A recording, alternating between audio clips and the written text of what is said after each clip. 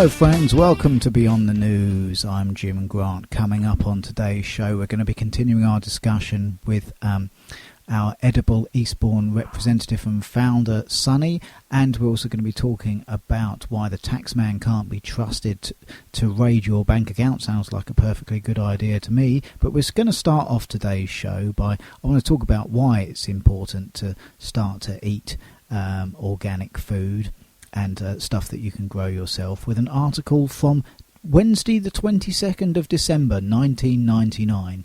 Topical, it is not, or is it? Because it's about our food supply, which is going on today. And this is an article from The Independent, and it's called GM Food Banned in Monsanto Canteen. I've covered it on the show before, it's very important. Monsanto, the biggest promoter of genetically modified food, according to Michael McCarthy of The Independent, was hoist with its own petard when it was disclosed that it has a staff canteen in which GM produce is banned. Monsanto, the biggest promoter of genetically modified food, was hoist with its own petard. Oh, it's just repeated itself. But here we go. The firm running the canteen at Monsanto's pharmaceuticals factory in High Wycombe, Buckinghamshire, serves only GM-free meals, Friends of the Earth said. In a notice in the canteen, Sutcliffe Catering, owned by the Granada Group, said it had taken the decision to remove, as far as practicably, GM soya and maize from all food products served in our restaurant. We have taken the above steps to ensure that you, the customer, can feel confident in the food we serve. That's the guy talking about the canteen. Monsanto confirmed the position. Yes, this is the case, and it is because we believe in choice, said the company spokesman Tony Coombs. But employees at Monsanto's agribusiness plant at Cambridge were happy to eat GM produce, he said. The notice in the restaurant there says some products may contain GMOs because our staff are happy to eat food sprayed with fewer chemicals.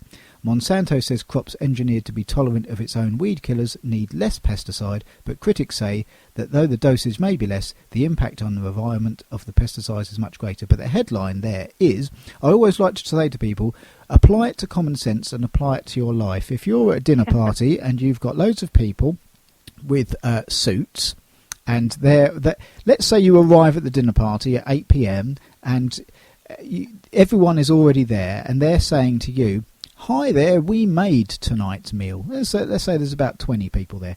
Hi there, us 19, we got here early and we all prepared tonight's dinner. And there's your meal, mate. Oh, what? Yeah, we've made you specifically one for yourself, and you've gone to them. Do you want to try a bit of it? No, I'm not touching that. If you're sitting at the dinner table with these people, is it common sense to think to yourself, maybe I won't eat that? Because that's what's happening. All the people that make GMO, it's not that it's served at the canteen and they don't want to eat it. It's that the fact that they have banned it. What does that tell you about what you're eating? So we've got someone on the show who's going to talk to you about if you don't want to be the person at the dinner party eating the meal that no one else is eating, then one of the options is to grow your own. And we're going to be continuing on with our guest from last week. Sonny, are you still on the line?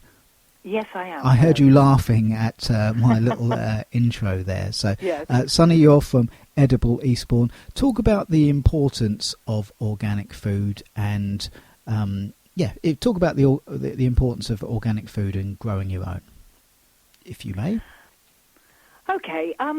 First of all, I try to eat as much organic food as I can, and I'm trying to grow as much of my own food as I can. My situation here is I live in a flat with a balcony. It's not my flat, and I have some space to grow food. Not everybody does, and not everybody can afford organic food. I mean, I troll the shops for sort of reduced articles and stuff like that, but organic food is grown without pesticides, without chemicals of any sort, and it's very strict regulations about the soil. It has to be free of chemicals for over 5 years, I think it is. But again, it's extremely expensive. And it is extremely important that people do eat food that is free from pesticides. And unfortunately, the way that agriculture is run these days is that the idea is to get as much as possible out of the land as they can without thought for the future about what they're actually doing to the land. And that means, and also we've got this terrible thing that's sort of part of our lives where we expect everything to be perfect. If you see real organic food or you pull your own food from the ground, very often, if you have grown it without pesticides, it will not be the perfect round red tomato. And I remember seeing a TV program years ago, and they took some tomatoes from England that had been grown in the, not the traditional way, in the normal sort of like chemical way, and they took them to a food market somewhere in Spain in a small town, and they gave it to the women to taste, and they all spat them out. They said they got no taste, But the fact is that we really need, for many reasons, to start growing food everywhere, in every possible space that we can. And I want to see this become a complete addiction and as popular as something as ghastly as Coronation Street or EastEnders. And I want people to be rushing home to go out and check their plants and look at their food and tend their garden with as much enthusiasm as they do to get home and watch some TV program. That's my remit, basically, is to change the whole culture. And obviously you can't do that. You have to do that in small steps. But processed food, for a start, things like Kraft cheese slices and things like that, they're terrible things. I mean, if you look, basically one of the things you should look at if you're buying any food in the store is to look at it and see how long the list of ingredients is. And the smaller the list of ingredients, the better the food's going to be. And there's a whole heap of stuff out there I've been researching for years that is so dangerous. I could go on and on about it, but I'm not going to. I'm just going to say, do your own research. Check out what's in the food, look at the ingredients, go and look them up on the internet and find out just what these things do to you, And then try and grow as much food as you can. It's really important for us to grow food, and not just to grow food in our own space for ourselves, but for us to get together with people and find bits of wasteland, to find small areas that have been abandoned, or even to share gardens and approach schools and the council and institutions. And I mean, everywhere I go in Eastbourne, I see these little plots of land, little triangles, and I think, gosh, we could put an apple tree there and a few berry bushes, and wouldn't it be great to have a sign that I saw in a garden in Los Angeles, which said, had all this food hanging over the fence, and it said, help yourself, it's free. And, the next notice to the side of it was a hokey sort of little hand-painted notice, said, you can do this too, ask me how. And that's how they really started in Todmorden, was one of the founders of it started just growing food in her front garden, and she just put signs up saying, help yourself. And, food is a basic necessity of life. Without good food, we are setting ourselves up for a lot of illness and sickness. And, I haven't been eating healthily all my life, and I'm really trying hard now on a budget, and so I know how difficult it is for most people. But really, we need to learn how to prepare fresh food as well. It's just so important, and for the food to be local, and not necessarily for it to be native plants, because most of the stuff that we're used to growing didn't actually come from Britain in the first place, but stuff that comes from climates that are very similar to ours. And there are people bringing in new types of food now to add variety, things like New Zealand yams and these little lemony sort of potato things that are very prolific, and they grow like potatoes, only they're much easier to grow. And so there's a lot of variety that we can add to our diet when we know how to do it. And, very simple things that people can do is if they're growing, one of the principles, the ideas of permaculture is that you create a lot of variety to confuse the predators. So when a predator that likes a certain type of vegetable comes along and sees a whole row of these things, it goes, ooh, yum, yum, yum, and munches its way all through the whole thing. When you grow in a permaculture style where you have all sorts of stuff mixed up and together, it doesn't look very neat and tidy. It's not the carpet gardens. But at the same time, when the predators come along, they kind of go, oh, my God, woo, and it's like confusion. And they get to eat far less of the food. Some people actually grow trap crops. They put sort of seeds around so that they let the predators get them, and then they protect their own. I have a problem with slugs eating my potatoes. And when I came back to England, I'd been growing food with lots of other pests that I'd learned to deal with, but slugs were like, oh my goodness, and I just realized the slugs and snails were an absolute nightmare. One of the best things you can do to stop slugs is, apart from growing in the confusion way. But it's basically the only way to do it is to go down at night with a torch and pick them up and throw them away, or do horrible things to them, like put them in salt and stuff like that. What I've done, right, I go out the first day, like, and I go and get the slugs, and the slugs, I throw them over the fence. And the snails. Your neighbours? No, not onto my neighbours. It goes it goes into a bin, and I'm quite a good shot. And they go out with the garden waste then. And but the snails, I get them and I crush them with a rock, and then I build a wall of the dead bodies around the potatoes. Have you seen the film 300, where they get all the corpses of the enemies to send fear into them? That's what I've tried to do, really, because the slugs have a little bit of difficulty apparently going over things like eggshells and snail shells that have broken up. So you use the snails' broken shells to warn off others, provide an eggshell kind of environment. Yeah, that's it. But I got the idea from watching 300, the film, where they got all their enemies that they'd slain and wanted to send a message to the enemy to say, don't mess with us. But I did try being really nice to them to begin with. I did try. Yeah. I used to put them in a bucket and take them down to the end of the road and rehome them. And like down like a little bit of but I used to get all these weird looks from the neighbours, like, what on earth is he doing? I was actually just trying to be nice and just trying to not harm it, but they just kept coming back. And I don't know if it was the same one. I didn't tag them, but I mean, now they get thrown out of the waste or killed. The numbers have been lower. But what I've also done is put a little tray, like a plastic guttering around it, and I've put a bit of sand in there, a bit of eggshell around there. Yes. Yeah. And someone's talked to me about beer traps. I haven't set any yet, but do you know if they work? They've had varying results. I mean, and most of them, I think there's an article somewhere I had that had 20. It was from a permaculture magazine, and it was 20 ways things that you can do to avoid, to get rid of slugs and snails. And they were all with varying degrees. And one of the problems of slugs and snails is that our ecosystem is screwed. And in the old days, right, when I was a child, we used to find loads of hedgehogs in our garden.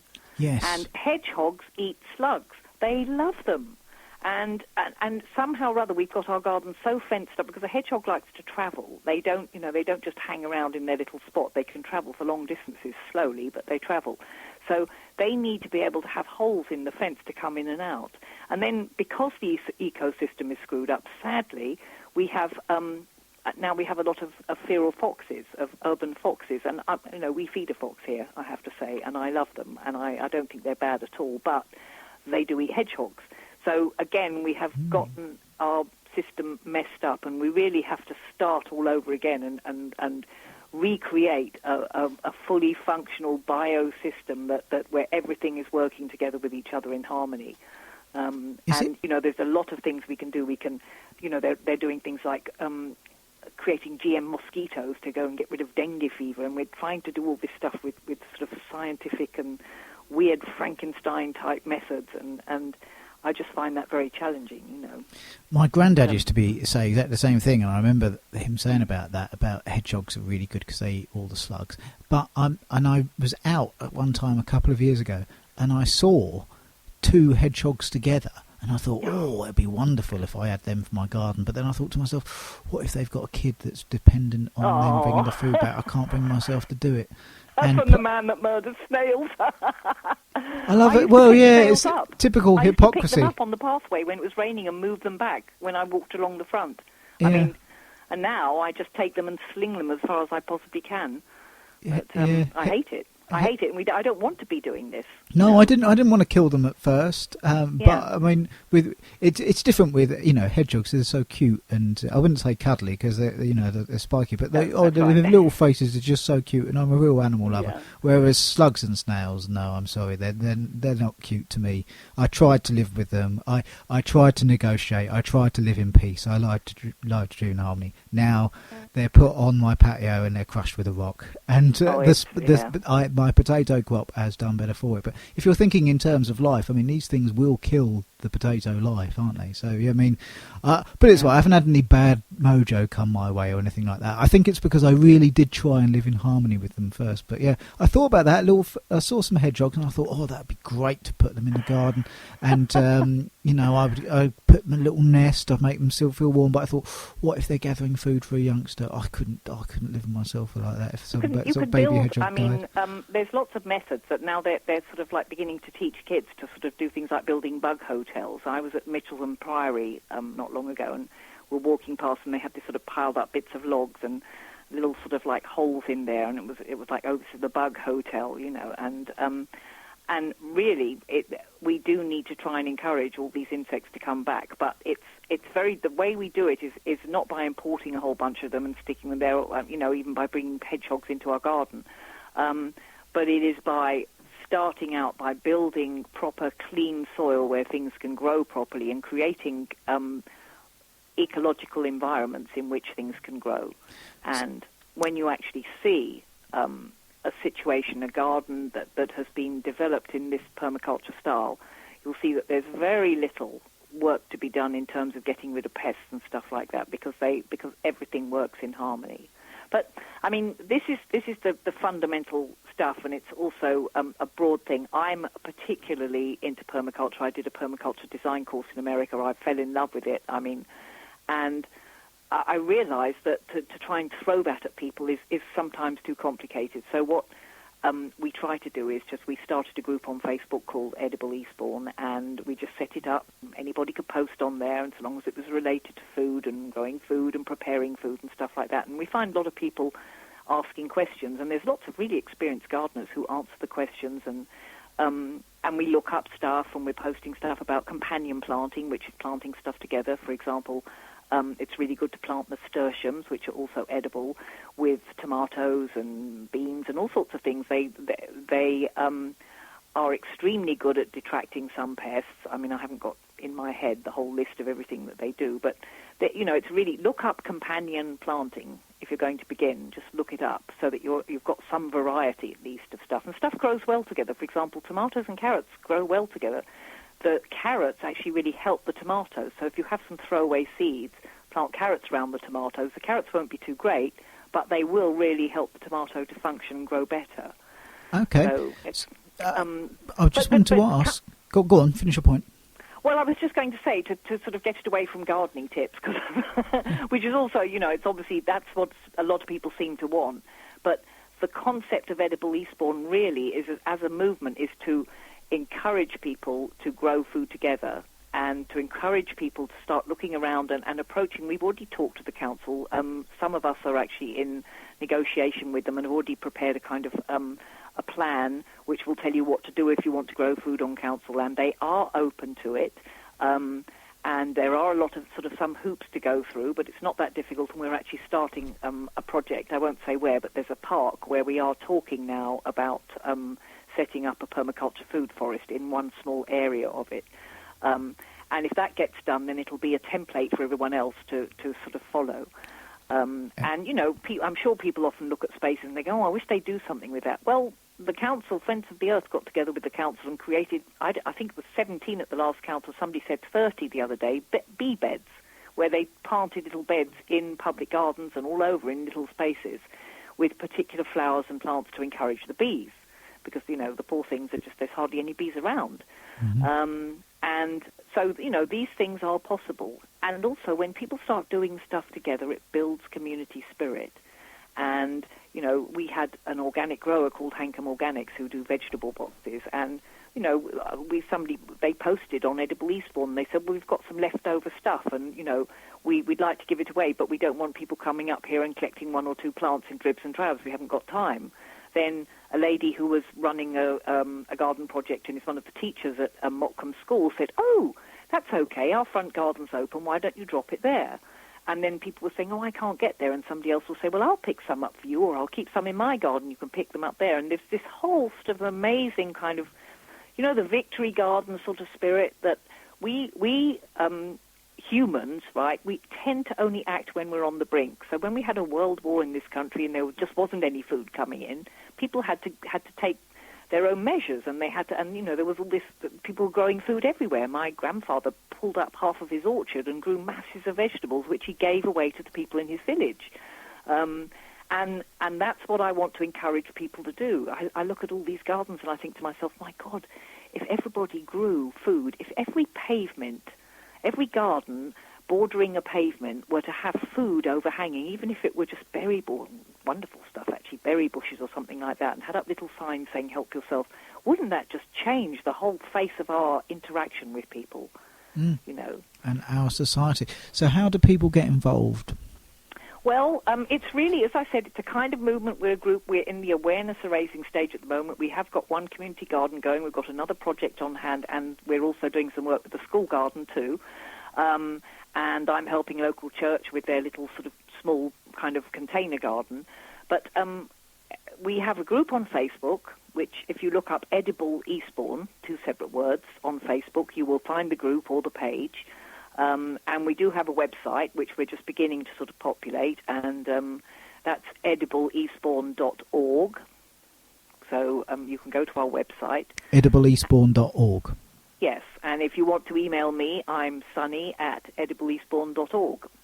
sunny@edibleeastbourne.org. Well, Sunny, Yeah. I'll definitely have to get you on the show again, see how the update is going. And we've just got a couple of minutes now. Any closing comments or tips or anything you'd like to make?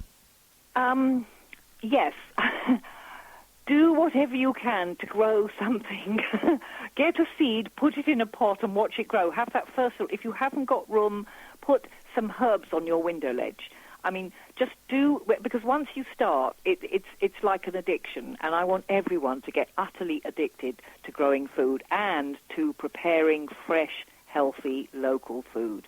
And that will, in the long term, build a very resilient and sustainable local food system here, which will see us through and hopefully plant the seeds for the future for our children and grandchildren and people, way into the future, to have long-term sustainable food systems. So please, start growing something now. Before you pick up that packet of beans that comes from Peru, try and buy British at least. And, think about going to get a few seeds and sticking in. For kids, radishes are really easy to grow. Beans are quite easy to grow if you grow them in. You can grow everything in a pot if you don't have space. You can grow one tomato. You can do it. It's really possible. So get growing, people. Let's make Eastbourne edible.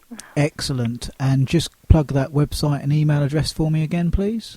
It's www.edibleeastbourne.org. And I'm sunny@edibleeastbourne.org. Marvellous. And we're doing quite a lot of fairs. I just want to say we're doing quite a lot of fairs and shows, and we now the summer's coming up with various different things. We will be around at a lot of them, handing out leaflets, and we have been handing out free plants and things like that. And we're just doing our best to sort of draw attention to the fact that people need to start growing food and learning how to prepare fresh, healthy food. Fantastic. Thank you very much for your time, and thank you for joining us. Thank you, Jim. All right. Cheers, mate. Speak soon. Good Bye-bye. night. Bye. So there goes Sunny, lovely lady. And moving on to our articles now. And then we're going to have another guest in a minute once I've read some articles and done some videos. Taxman can't be trusted with power to raid accounts. Dysfunctional department under fire for bid to take money directly from bank accounts. Accountants, they lost government. They always keep really important documents, don't they? The 114 lost documents on the paedophiles that we covered on a couple of shows ago. Accountants warn dysfunctional HMRC cannot be trusted to use proposed money-grabbing powers properly. Well, yes, that is an accurate statement, but they shouldn't have that power. What our bank account, my bank account, is mine. Government is there to make my life easier. Government is there to serve me, not to rob me without my permission. It robs me with my permission all the time, but there should be a limit to which government can intrude upon your lives, and putting its hand in your bank account, whether it says it has the right to or not, is over the line, whether or not it was competent or not. It doesn't have that right. So HMRC wants the right to take directly money from the bank accounts if it believes taxpayers owe money. Notice that, if it believes taxpayers owe money. Not that it's taken to the court and proven beyond a jury of their peers that they are guilty. No, just if it believes. Critics warn of excessive, unprecedented powers which will erode public trust in HMRC if used incorrectly. This is from the 8th of July 2014 by Becky Barrow. The taxman cannot be trusted to enact excessive new money-grabbing powers properly, accountants have warned. So there you go, experts. Experts are backing up what common sense in our own minds tell us. They say Her Majesty's Revenue and Customs is a pretty dysfunctional department, and allowing it to seize money from bank accounts could lead to an erosion of trust. In a savage assessment of the controversial proposals to recoup unpaid tax bills, the majority of accountants said the powers are unnecessarily, and the HMRC is not fit to oversee them. So they're wrong, and even if it was right, they couldn't do it properly. The warning comes as MPs today grill the department's chief executive, Lynn Homer, about the proposals which were announced in the budget in March. This is just another part of the New World Order, which is basically, you are our slaves. You have no privacy and you have no property. Everything you have is because we allow it. That is the mentality of the New World Order, and that is the shift that we're moving into. Under the plan, currently subject to a public consultation which ends on July 29th, HMRC wants the right to be able to take money directly from bank accounts. If it believes taxpayers owe money, it can take the cash directly from a current account, joint account, or even a tax-free ISA to settle an unpaid tax bill. No trial. No, if we believe it, and we are your gods. Bend over, Britain. I see you've done this before. One of the biggest concerns is that HMRC will not need to apply to the courts to get permission to seize the money. Around 17,000 people a year are expected to have money taken under the proposed new powers. HMRC insists taxpayers will only be targeted if they owe £1,000 or more to the taxman. Well, what happens if they say it's more than 1,000? There's no court to determine it is there? We are the taxman, we are your god, you owe £1,001. No, I don't. Yes, you do. And because you owe £1,001, we're now going to take it directly. No trial. There you go.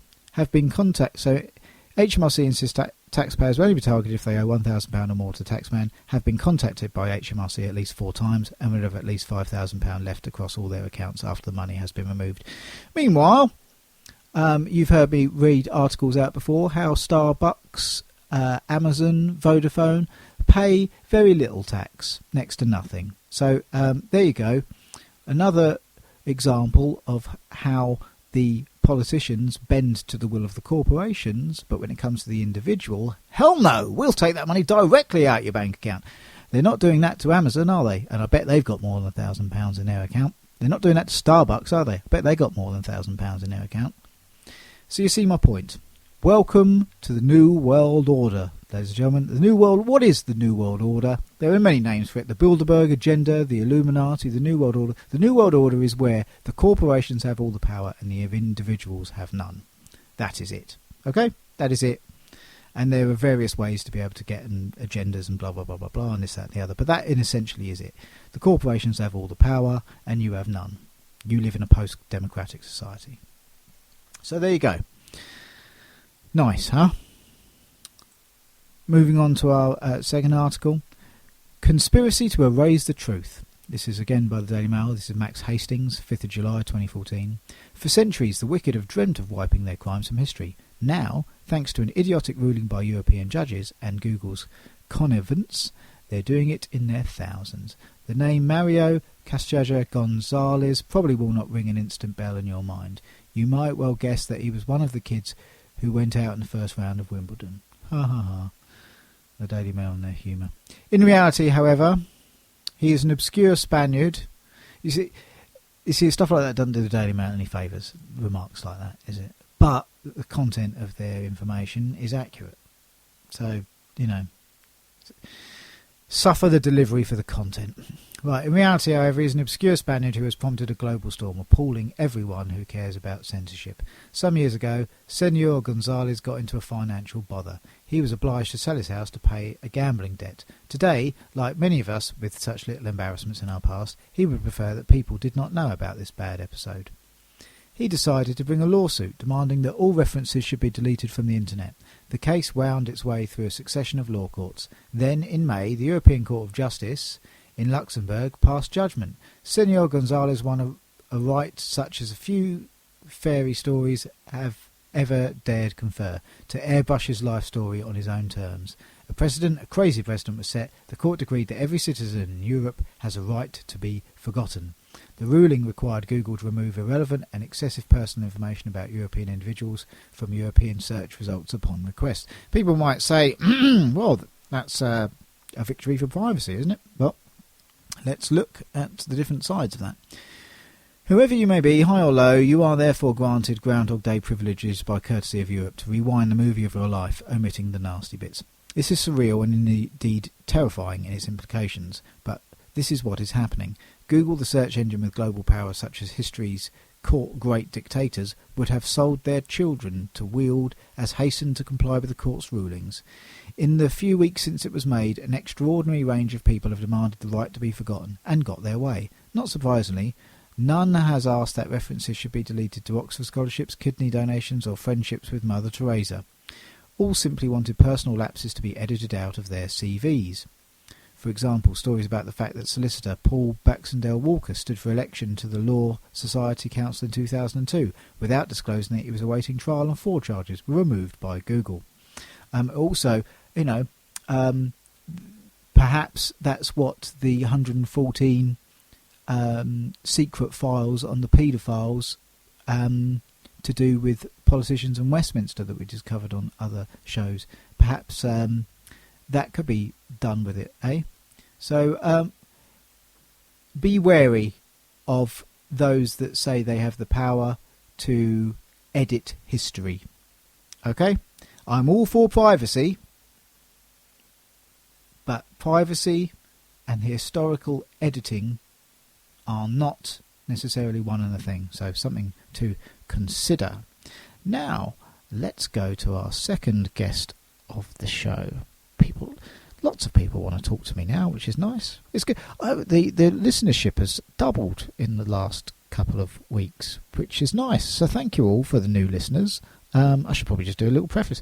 What's this show about for new listeners? People of all races, religions, colours and creeds, sexual discriminations and orientations that want to have their rights as individuals respected and their freedoms respected, and government's right to intrude into their lives kept to a minimum, and government's flaws to be aired for everyone to see, and to see that there is a conspiracy between the upper echelons of banking and politicians and corporations to bring about a post-democratic society in which corporations make the rules. That's what this show is about if you're a new listener. Okay? So, and we have on guests, that one we've just heard, which are all about how trying to build a better world. But at the same time, when you're growing your own food, you will lessen the power of the corporations around you. Both, as Sunny described, both in terms of your money will go further because you won't have to spend it with them. You can support local farmers. And, as she believes, it's healthier for you, so you won't need to buy the pharmaceutical products anymore. And by the way, banks, these big corporations listed on the stock exchange, banks can invest in both things that will sell you a potential problem and sell you the potential solution to it. Interesting that, isn't it? That's what this show's pointing out. Facts like that. Or beliefs like that, I should say. So then, let's join with another person on the phone who shares these beliefs. This will be Tony Marise. I helped organise the comedy at Bilderberg protest last year. And hello, mate. Hello, Tony. This is Jim Grant. You're live on the air. How are you doing? You all right? I'm good. How are you doing? Yeah, very well. Just wanted to preface you for my listeners. I organised the protest at comedy tent at Bilderberg last year, and you were very kind enough to compare it for me for the whole event. for no fee. Tell us about yourself and tell us why you're on the show, and that's where we met at the Bilderberg Festival, and what you think's going on in the world, mate. Well, we met at that Bilderberg Festival. I went there, as you said, to do some MCing, and I went there because I've known about that Bilderberg kind of theory and secret meeting, conspiracy that's been talked about for a number of years. So I thought, that would be a good way of giving something back to that movement and that idea that we should know what's going on, essentially, behind closed doors, especially when it concerns people that are in public office, people that are, should be accountable in the public eye, people with lots of money and influence. We should really know what's going on in those meetings. It's for the public good, it's for the interest of the greater good. So that's why I was there. I do a bit of comedy, as you know, so I do a bit of stand-up comedy, and I make comedy sketches as Kill TV. That's what I do in terms of kind of comedy. I haven't really introduced this type of line of thought into my comedy as such. I'm trying to kind of get good as a comedian first, and I hope to be able to use it as a vehicle and a medium to get across some of these ideas that we're going to talk about in a minute. But really, essentially, me as a person, I'm quite involved in terms of being an awoken person. So I've got an outlook which is a little bit more holistic than average, I would say. So I'm all for the planet. I'm all for no GMOs. I'm all for no nuclear reactors. I see the planet as a living thing that we live upon, and we should all live in harmony. I know it sounds like a speech from someone who's just had a spliff at Glastonbury in 1977, but that's really kind of essentially an eternal truth, that we need to just live a bit more with our environment. It's all interlinked. The whole thing is interlinked. Everything that's happening with big corporations, everything that's happening politically and socially, who we are as a people, it's all interlinked in regards to how we treat the planet. And the planet needs to be treated in a certain way so that we can guarantee some kind of relationship with it, so we can move forward into the future. Otherwise, it will just grind us up like a pepper mill. Absolutely. You and I, we had an interesting conversation last week, and you were talking about how important it is to have an open mind and look at the facts that are around you. Yeah, that's really, we're in the digital age now, the digital renaissance. It's quite an important, amazing time to be alive, especially if you're kind of 30 plus, because you will remember the time when information wasn't so easy to garner and to have a look at and to peruse for oneself. You only really got information from TV, from newspapers, and from some magazines. So with the internet coming out and becoming worldwide, the spread of information has really begun the dawn of a new digital age of knowledge for everyone. And that's, really, really important time in our evolution and existence on this planet. It's fundamental. People are waking up because they're realizing that they can have a look at other opinions, essentially. They don't have to just believe what they're told. And I think people are just only realizing now that all the information that they've ever got really has come from only 2 or 3 different sources. People around you, TV and radio and newspapers. There's not many other places where information lands in your ears, and now you can really just have a look for yourself. It's like the door's been opened and the library is there, and all you have to do is look at the library and make your own decisions. And they're the 2 most fundamental things that people need to do for them to change, for us all to change, is first and foremost is to understand that there is other stuff out there, and second, to have a look, and third, actually 3, is to then learn to make up your own mind. Just make up your own mind instead of being so dogmatic and being kind of behind a brick wall. Open the door and allow other ideas in, because otherwise we can't ever move forward. If we're all stagnant in our own swamps of beliefs and belief systems, we can never ever move forward out of where we're going at the moment. Yeah. Where are we going at the moment, Tony? I think we're going into a dark place, really. You know, if I put my hand on my heart, I think that the world is essentially being run by dark forces, whoever they are, or whatever they are. You know, I don't know. I've read lots and lots, as you have.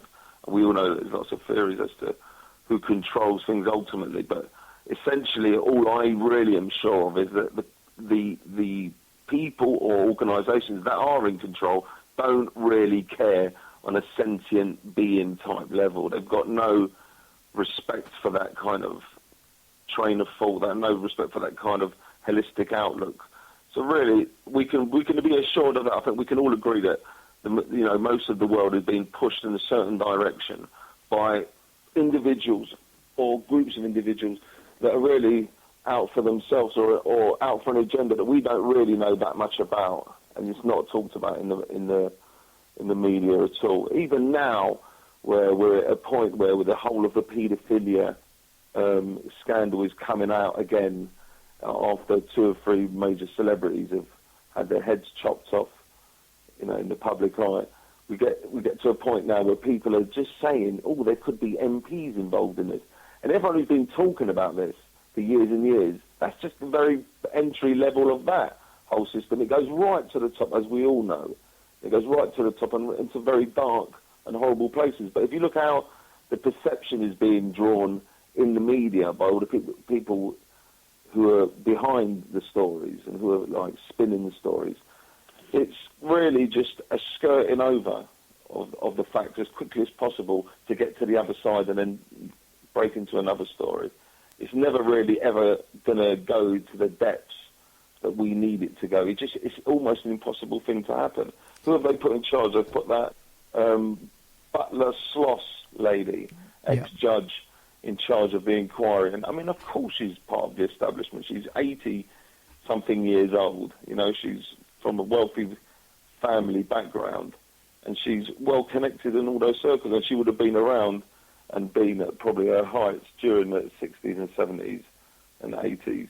She would have been practicing, I imagine. So, really the only way you're ever going to get an inquiry into something like that to be anything approaching fair would be if you've got people completely outside of the establishment to head it, and to have unlimited access, and then maybe you would get somewhere. But what happens all the time? They lose all the documents anyway. Yeah, well, I was going to say, what do you make of the fact that this guy, Dickens, I believe, handed over the file to both the Department of Public Prosecutions, the DPP, and to Leon Britton, and nothing was done about it on either front. Now, to me, I broke this down a couple of shows ago. Here's my take on it. Either this is a gross incompetence and a massive coincidence that it happened on such a big issue on the exact same file in 2 totally different departments, and then it's then a coincidence that all files were lost as well, or there's another C word, conspiracy. Conspiracy means there's more than one. Now, what do you, in your opinion, believe? Do you think it was gross incompetence and then a complete coincidence, or do you think it was a conspiracy? I think it was a conspiracy, personally.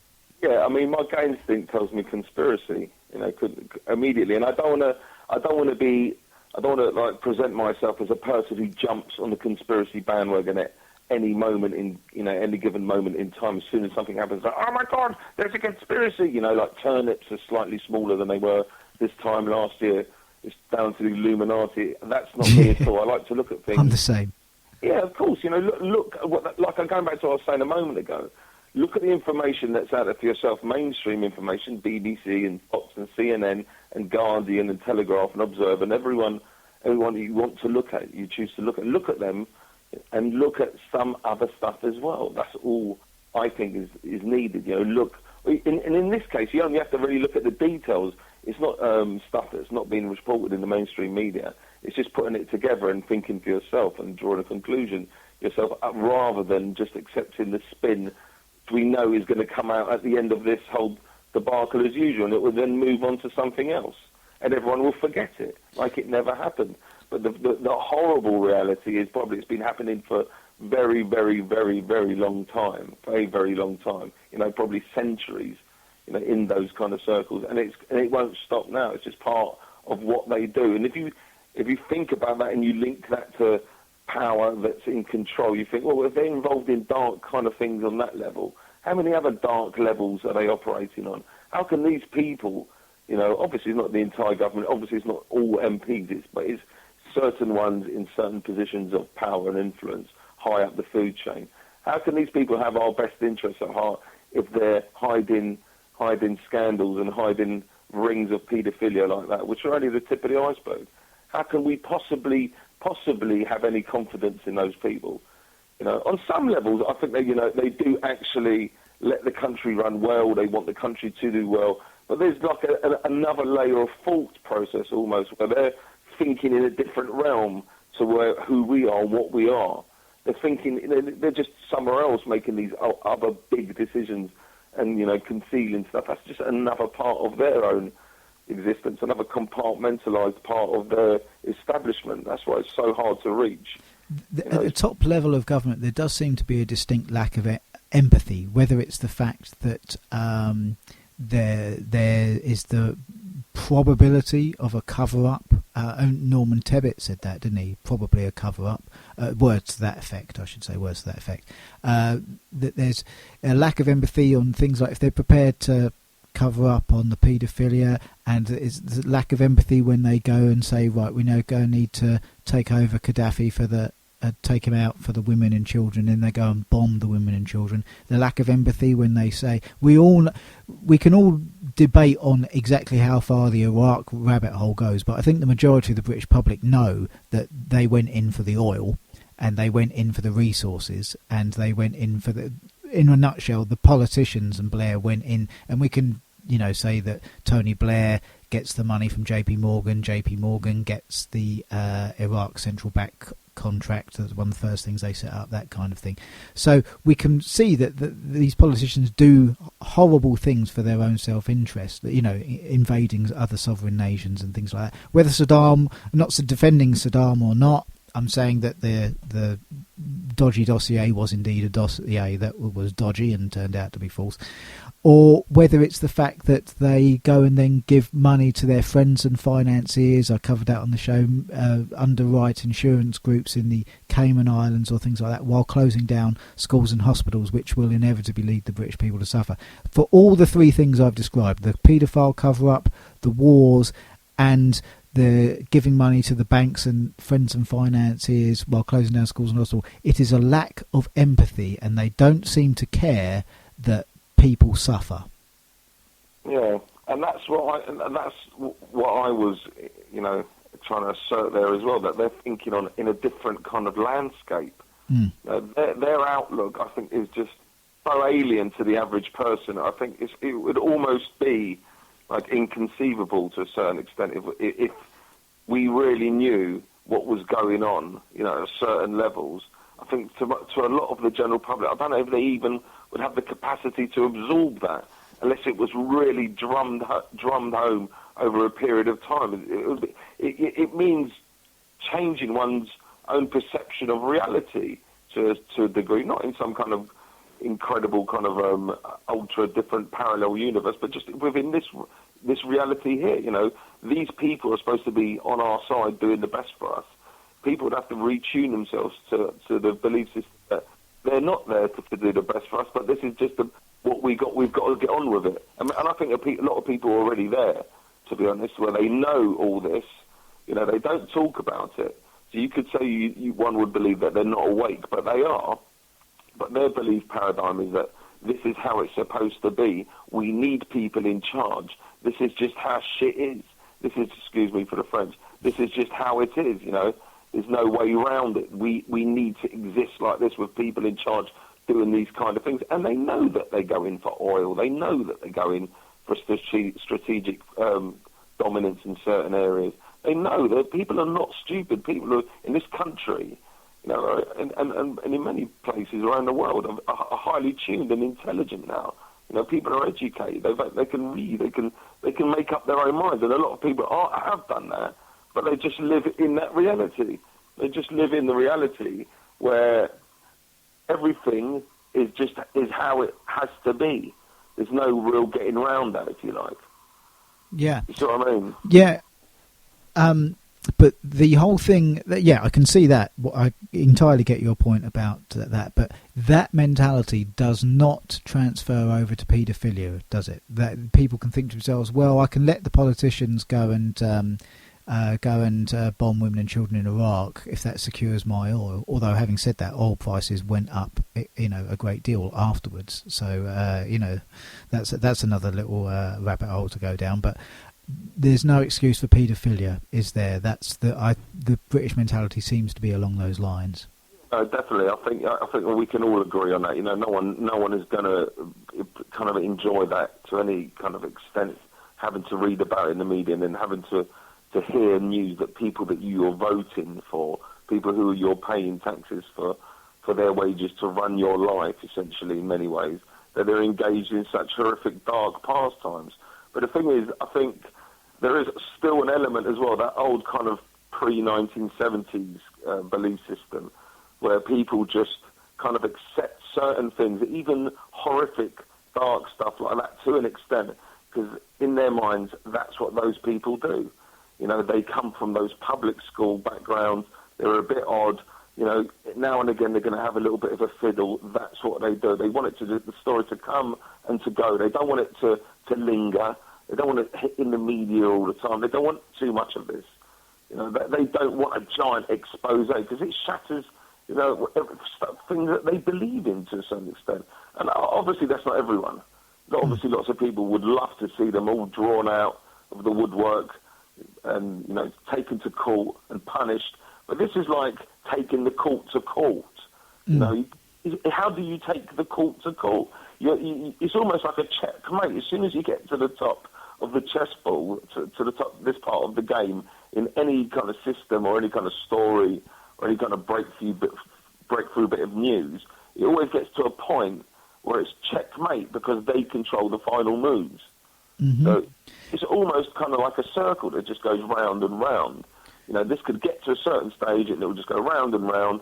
Stuff gets lost, dossiers get misplaced, and stuff gets leaked, blah, blah, blah, and then it goes away again. It just goes round at that point and comes back down. It doesn't go any further because the further is them, There does seem to be a disproportionate amount of corruption in the high levels of politics, as you would expect in the high levels of kind of everything else. I mean, they are a lot, we had the MP scandals, now we've got this. They do seem to be, as jobs go, one of the worst in terms of, being nice to people. Would you agree or disagree with that they may, I mean, I'm not a statistician, but it seems like they might have a disproportionate, I mean, how many of the people of the establishment have been caught up in this paedophile thing, allegedly? I read an article saying that, they think that, there was quite a whole ring of them, for example, kind of thing.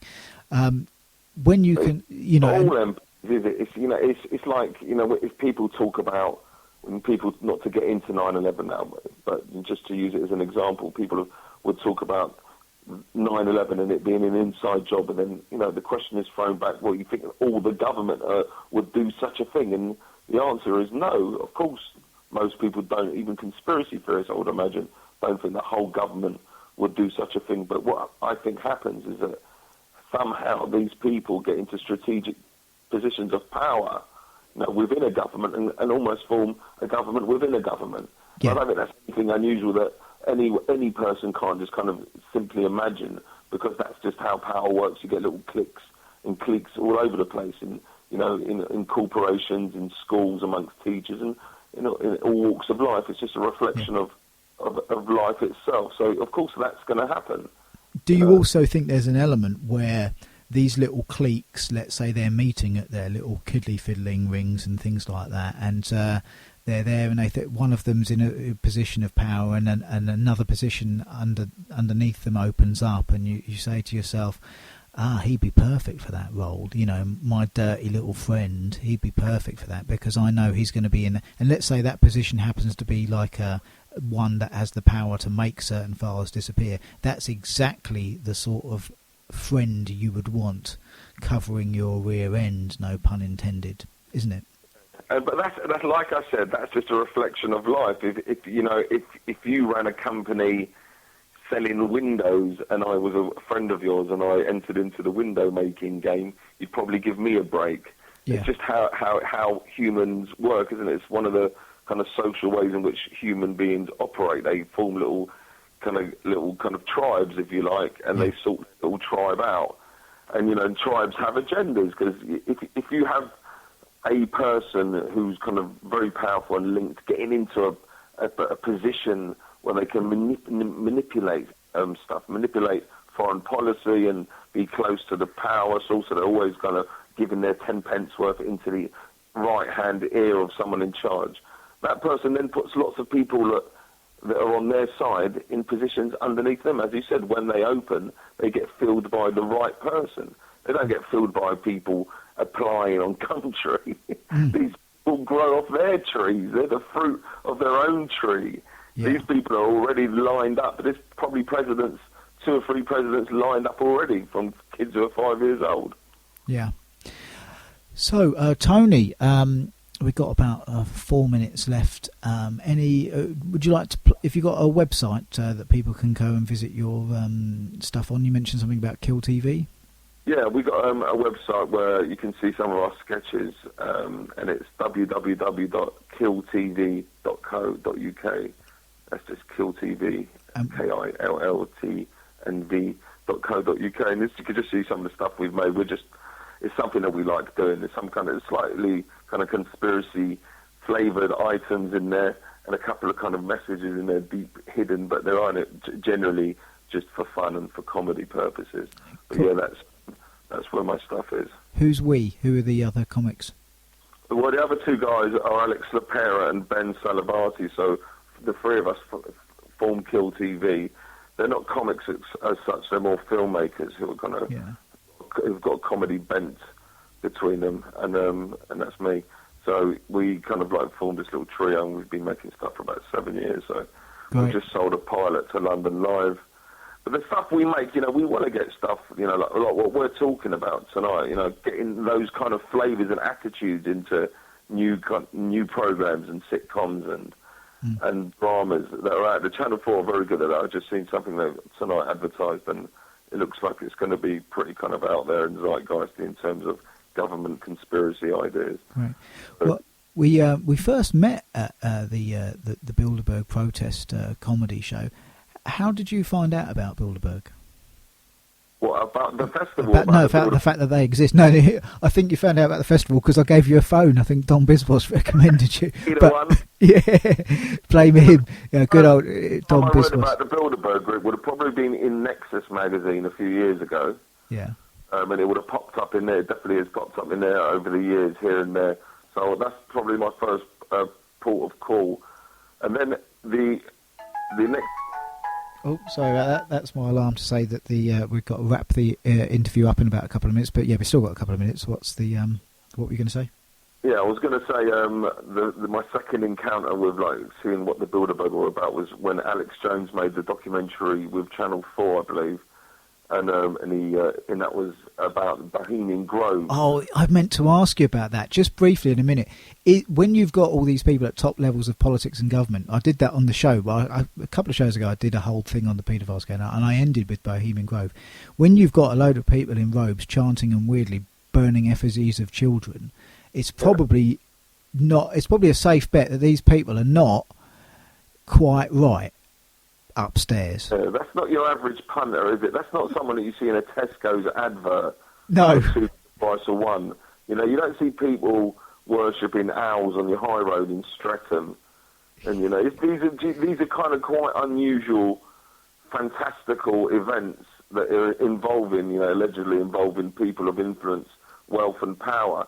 And I think that the fact that people can turn a blind eye to that and just laugh it off is partly what I was saying to earlier on, where people are stuck in that old paradigm and they just think this is just how it is.